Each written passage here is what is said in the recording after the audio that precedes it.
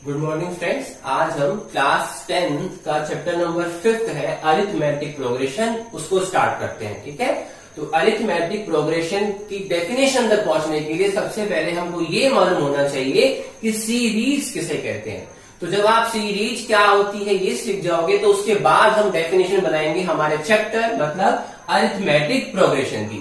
तो हम जानने की कोशिश करते हैं कि आखिर हम सीरीज किसे कहते हैं। तो सीरीज को जानने के लिए मैं आपके सामने एग्जांपल लिख रहा हूं, फिर हम एग्जांपल के थ्रू समझेंगे कि सीरीज किसे कहते हैं। तो एग्जांपल में मैंने लिखा 2, 4, 8, 14। तो मैंने तुम्हारे सामने यहाँ पे 4 नंबर्स लिखे हैं। तो क्या मैं ऐसा बोल सकता हूं कि यहाँ पे मैंने नंबर्स का एक ग्रुप बनाया है?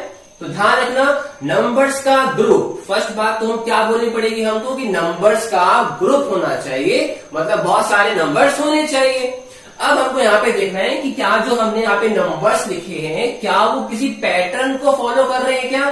तो चेक करते हैं। तो देखो, सबसे जो फर्स्ट टर्म थी वो हमारी क्या थी, यहाँ पे 2 थी। उसके बाद जो सेकेंड टर्म लिखी हुई है इस ग्रुप के अंदर वो क्या लिखा हुआ है, 4। तो आप सोचें कि 2 के बाद 4 कब आया होगा, जब कितने का डिफरेंस होगा, 2 का डिफरेंस होगा। तो हमने देखा कि स्टार्टिंग के 2 नंबर्स में हमारे पास डिफरेंस कितने का है, 2 का है। उसके बाद हम देखते हैं कि जब 4 से 8 तक पहुंचना होगा हमको तो कितने का डिफरेंस आ रहा है। तो 4 से 8 पहुंचने तक के लिए डिफरेंस आ रहा है 4 का।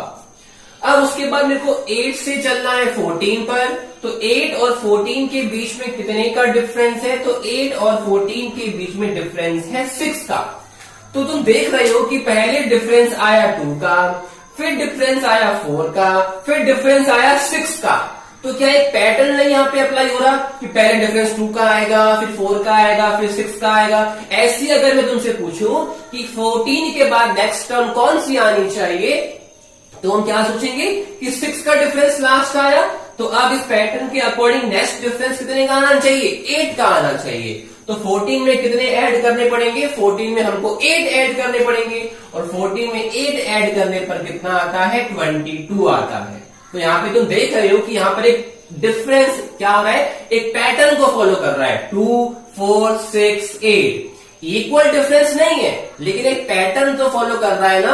तो एक ऐसा नंबर्स का ग्रुप जो एक पैटर्न को क्या करता है, एक पर्टिकुलर पैटर्न को फॉलो करता है, तो हम उसको क्या कहते हैं, सीरीज कहते हैं। तो हमको कहना पड़ेगा कि जो ये हमारे नंबर्स हैं ये नंबर्स किसके अंदर है, एक सीरीज के अंदर है।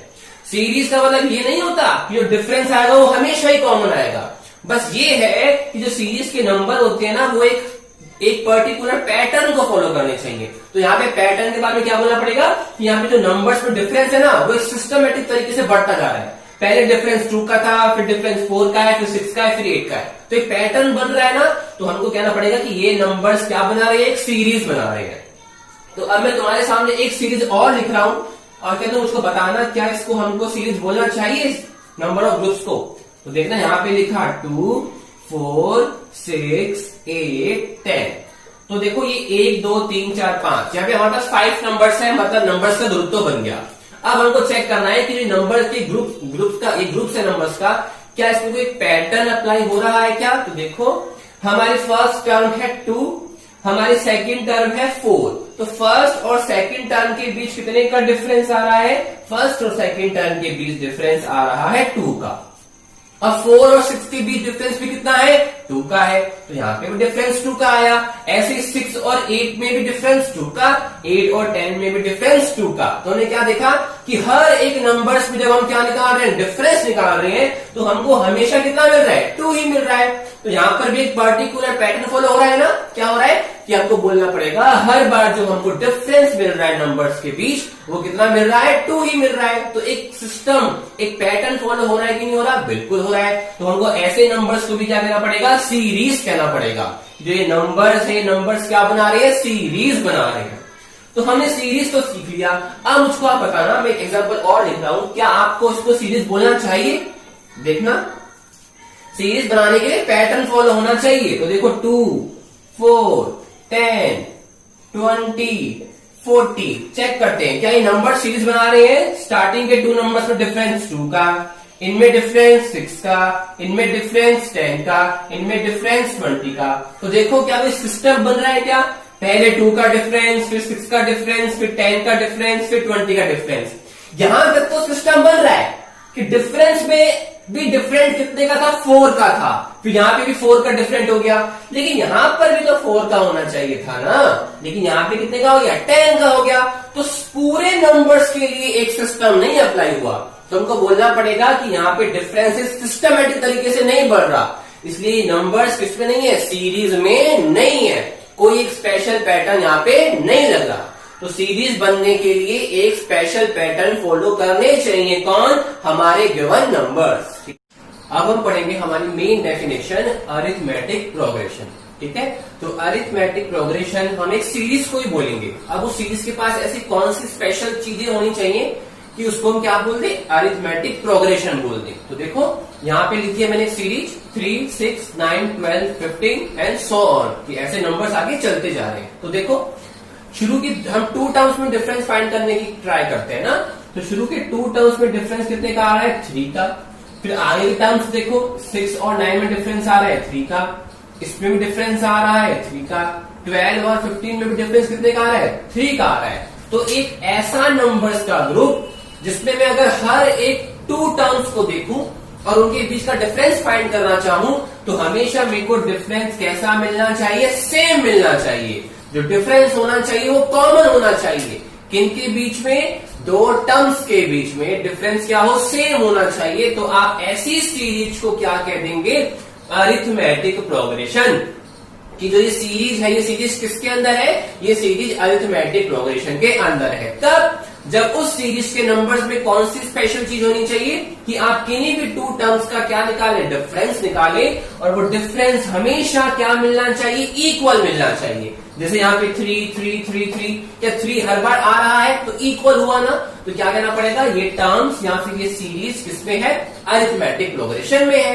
एक एग्जांपल और लेकर देखते हैं। तो देखो 7, उसके बाद लिखा 5, उसके बाद लिखा 3, इसके बाद लिखा हमने 1 dash dash dash so on. मतलब अब इस सीरीज का फर्स्ट टर्म क्या होगा, 7, उसके बाद सेकंड टर्म क्या है, 5। तो हम 7 से 5 कब आए, डिफरेंस कितने का है, 2 का है। अभी मैं नेगेटिव या पॉजिटिव साइन नहीं ले रहा, केवल न्यूमेरिकल वैल्यू से आपको बता रहा हूं। इसमें डिफरेंस कितने का है, 2 का है। 5 और 3 में भी डिफरेंस कितने का है, 2 का है। 3 और 1 में भी डिफरेंस कितने का है, 2 का है। तो अभी भी यहाँ पे डिफरेंस क्या आ रहा है, 2 का ही आ रहा है, तो सेम हुआ ना। तो क्या पड़ेगा कि ये टर्म्स या ये सीरीज भी किसके अंदर है, अरिथमेटिक प्रोग्रेशन के अंदर है। अब यहाँ पे है ना, प्रोग्रेशन का मतलब क्या है वो सीखते हैं। प्रोग्रेशन का मतलब है कि आप जिस टर्म से आपकी सीरीज को स्टार्ट कर रहे हो, आप वहीं पे नहीं रुके हुए, आप वहां से एक प्रोग्रेस करते जा रहे हैं। तो देखो हमारी सीरीज थी 3, क्या नेक्स्ट टर्म 3 ही रही, क्या नहीं रही, क्या हुआ, 3 से इंक्रीज हो गई। तो क्या हम हमारे टर्म्स को प्रोग्रेस नहीं करवा रहे, 3 से 6, 6 से 9, 9 से 12, 12 से 15, तो हमारे नंबर्स क्या करते जा रहे हैं, इंक्रीज होते जा रहे हैं, उनमें क्या आ रही है, प्रोग्रेस होती जा रही है। तो अरिथमेटिक के अंदर प्रोग्रेशन का मतलब तो ये होता है कि जो टर्म्स की वैल्यू होंगी वो इंक्रीज होती जाएंगी। अब हमेशा इंक्रीज नहीं होंगी। अब आप नीचे वाले एग्जाम्पल में आओ, 7 से 5, 5 से 3, 3 से 1, इस केस में जो हमारी वैल्यूज है वो डिक्रीज होती जा रही है। तो इंक्रीज भी हो सकती है और डिक्रीज भी हो सकती है, लेकिन हो तो प्रोग्रेस रहा है ना। कुल मिला के हम उसी नंबर पे तो नहीं खड़े ना, जैसे यहाँ पे 3 पर ही नहीं थे, यहाँ पे 7 पर ही नहीं है, भले माइनस में जा रहे हैं या प्लस पे जा रहे हैं, लेकिन एक प्रोग्रेस करते जा रहे हैं, वहीं पर खड़े नहीं है। तो अरिथमेटिक में प्रोग्रेशन का तो मतलब होता है कि एक परफेक्ट या फिर एक निश्चित डिफरेंस के साथ आपकी सीरीज या तो इंक्रीज होती जाएगी या एक कॉमन डिफरेंस के साथ आपकी सीरीज डिक्रीज होती जाएगी। ठीक है, समझ में आ गया। तो अगर कॉमन डिफरेंस होगा तो ऐसी सीरीज को हम क्या बोल देंगे, अरिथमेटिक प्रोग्रेशन। अब रह गया यहाँ पे मतलब अरिथमेटिक का, कि अरिथमेटिक क्या है। अरिथमेटिक का सिंपल सा मतलब है मीन। आप लोगों ने मीन पढ़ा होगा। अगर आपको किन्हीं भी 2 नंबर्स का मीन निकालना है तो आप सिंपली क्या करते हैं, जैसे मेरे को ए और बी का मीन निकालना है तो हम क्या करते हैं, इन दोनों नंबर्स को ऐड कर देते हैं और इसमें डिवाइड हम कर देते हैं 2 का, और क्या निकल के आ जाता है, मीन निकल के आ जाता है। तो अरिथमेटिक का मतलब है मीन। कहीं ना कहीं इस सीरीज के अंदर एक मीन का कंसेप्ट भी लग रहा होगा, तो चेक करें। करना क्या है, आपके पास जो सीरीज है कौन सी, जिसको आप अरिथमेटिक प्रोग्रेशन कह रहे हो, उसमें क्या करना है, आपको कोई भी दो अल्टरनेटिव टर्म्स लेनी है। अल्टरनेटिव टर्म्स का मतलब है कि जो कंटिन्यूसली नहीं है। जैसे मैं 3 ले रहा हूं तो मेरे को 3 के बाद 6 नहीं लेनी, मेरे को 3 के बाद क्या लेनी पड़ेगी, 9 लेनी पड़ेगी। तो मैंने 2 अल्टरनेटिव नंबर्स ले लिए, 3 और एक ले लिया 9। ये कहता है कि आप इसका क्या निकाल दो, मीन निकाल दो, और 100% जो मीन निकल कर आएगा ना वो आपकी सीरीज के अंदर प्रेजेंट होगा। तो देखो मैंने 3 और 9 लिया, इसका मेरे को मीन निकालना है तो मैं क्या करूंगा, 3 + 9/2। तो 9 + 3 होता है 12, और 12 में 2 का डिवाइड करते तो आता है 6। तो चेक करते हैं क्या 6 नंबर हमारी सीरीज में था, बिल्कुल था। तो बताओ क्या इसका मीन सीरीज में प्रेजेंट है, तो प्रेजेंट है। तो अरिथमेटिक का मतलब होता है कि आप इस सीरीज के अंदर किसी भी दो अल्टरनेटिव नंबर्स का मीन निकाले तो जो आंसर आएगा वो आपकी सीरीज में 101% होगा। इधर देखते हैं, जहां पे हम 2 अल्टरनेटिव नंबर्स ले रहे हैं 5 और 1, इसका क्या निकालेंगे, हम मीन निकालेंगे। तो 5 + 1/2 = 6/2 = 3। तो 3 हमारी सीरीज में होना चाहिए, और आपको दिख भी रहा है 3 हमारी सीरीज में है। तो ये मतलब होता है अरिथमेटिक का। प्रोग्रेशन का मतलब होता है कि वैल्यू एक जगह पर नहीं बनी रहेगी, या तो इंक्रीज होगी एक कॉमन डिफरेंस के साथ, या डिक्रीज होगी एक कॉमन डिफरेंस के साथ। तो ऐसी सीरीज को आपको बोलना पड़ेगा कि ये सीरीज किसके अंदर है, अरिथमेटिक प्रोग्रेशन के अंदर है। यहां शॉर्ट में बोल देते हैं अरिथमेटिक का ए, प्रोग्रेशन का पी, कि जो ये सीरीज है वो क्या बना रही है, ए पी बना रही है। अब हम पढ़ेंगे फर्स्ट टर्म कॉमन डिफरेंस। ये दो चीज किसे कहते हैं, एक एपी के अंदर। अब अरिथमेटिक प्रोग्रेशन को हम शॉर्ट में एपी कहेंगे। तो किसी भी एपी के अंदर दो हमको टर्म्स को डिफाइन करना पड़ता है। तो उसमें से एक डेफिनेशन क्या है, फर्स्ट टर्म, कि फर्स्ट टर्म क्या होगी। सेकंड नंबर पर है कॉमन डिफरेंस, कि कॉमन डिफरेंस क्या होगा। तो देखते हैं एग्जांपल से, है ना, तो इन डेफिनेशन को सीखते हैं। एग्जांपल हमने लिखा 4, 8, 12, 16, ठीक है। तो ये एक नंबर ऑफ ग्रुप्स है, हमको चेक करना है कि एपी है कि नहीं है। तो जल्दी से देखो, 4 से 8 जाने पर 4 का डिफरेंस, 8 से 12 पे 4 का डिफरेंस, 12 से 16 पे 4 का डिफरेंस। तो कॉमन आ रहा है इसमें डिफरेंस, तो ये क्या है, एपी है। अब जो सबसे फर्स्ट टर्म होती है, तो देखो नाम से मालूम पड़ गया, इस ग्रुप में जो सबसे फर्स्ट टर्म है उसको ही क्या कहेंगे, फर्स्ट टर्म कहेंगे।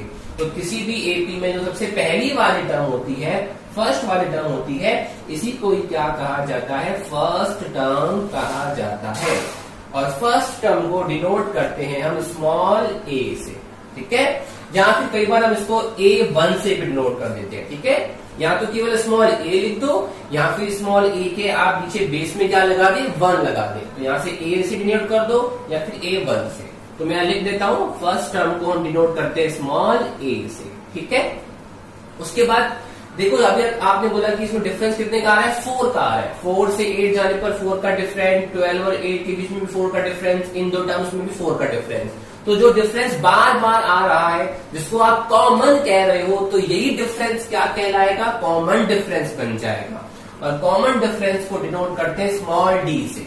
तो अगर मैं आपसे पूछूं कि इस टर्म्स में, इन ग्रुप्स के अंदर कॉमन डिफरेंस क्या है, इसको आप फाइंड कैसे करते हैं, तो अब ये सीखते हैं, how to find common difference. देखकर तो बोल दिया, लेकिन एक फॉर्मूला वाइज, एक सिस्टमैटिक तरीके से हम कॉपी में कैसे एक्सप्लेन करें कि जो डिफरेंस निकल कर आया है, कॉमन डिफरेंस, वो 4 निकल कर आया है। तो उसको फाइंड करने का मेथड सीखते हैं, लेकिन ध्यान रखना कॉमन डिफरेंस को डिनोट करते हैं हम स्मॉल डी से, ठीक है।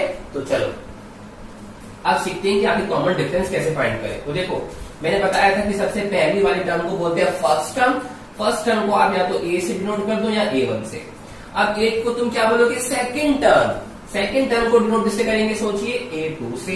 ये थर्ड टर्म, इसको डिनोट करेंगे A3 से। ये फोर्थ टर्म, इसको डिनोट करेंगे A4 से। अब डिफरेंस निकालने का क्या तरीका है, देखो, यहाँ पे तुम जानते हो डिफरेंस है 4 का। अब सोचो ये 4 कैसे आया, जब तुमने 8 में से इस 4 को माइनस किया, मतलब बाद वाली टर्म में से पहले वाली टर्म को क्या कर रहे हैं, माइनस कर रहे हैं। तो क्या निकल के आ रहा है, डिफरेंस।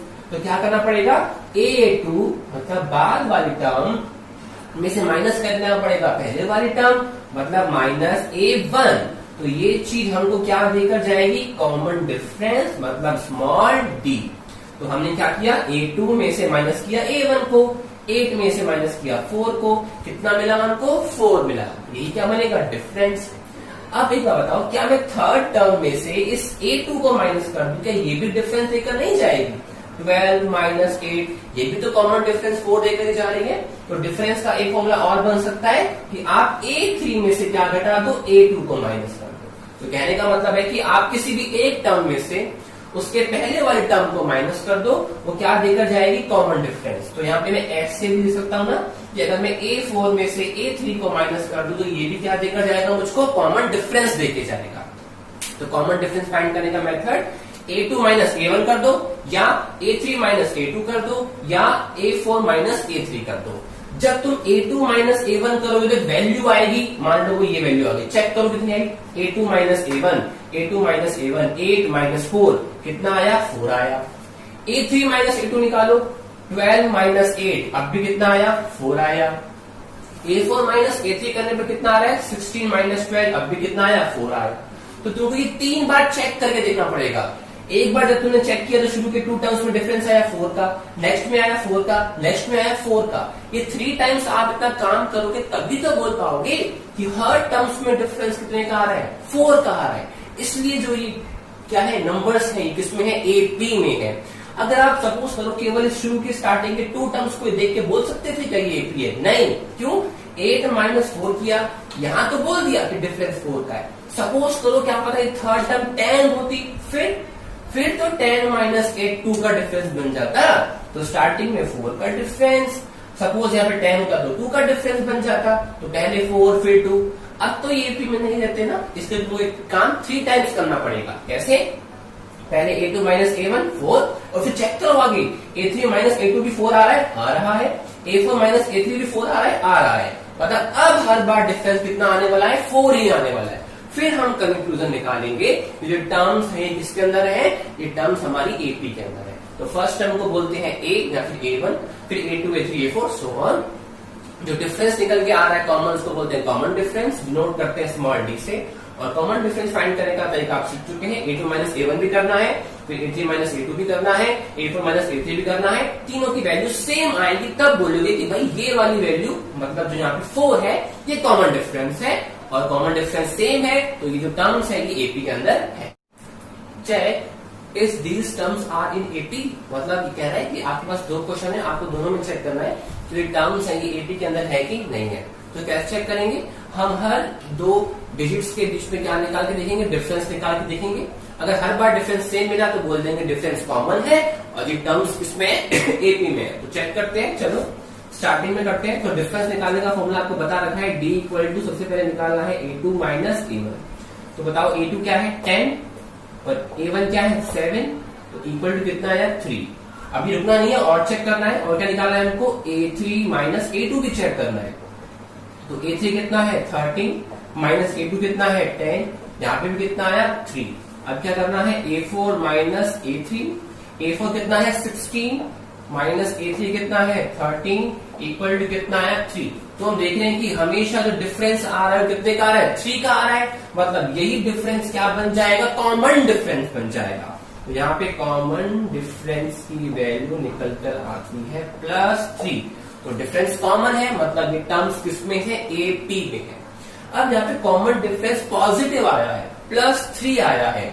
अब इस पॉजिटिव का मतलब क्या है, जब भी आपका डिफरेंस पॉजिटिव का आए तो उसका मतलब ये है कि +3, मतलब जो आपकी वैल्यूज है ना वो +3 इंक्रीज होती जा रही है। तो प्लस से आप क्या समझोगे कि जो वैल्यूज है वो इंक्रीज होती जा रही है, और हर बार कितनी इंक्रीज हो रही है, 3 इंक्रीज हो रही है। तो देखो 7 से 10 3 इंक्रीज, 10 से 13 3 इंक्रीज। तो प्लस का अगर D आए तो मतलब वैल्यू इंक्रीज हो रही है। ठीक है, सेकंड क्वेश्चन करते हैं, चेक करना है AP है कि नहीं है। तो कैसे चेक करते हैं, A2 माइनस A1, A2 कितना है, 13, माइनस 16 कितना आया, -3।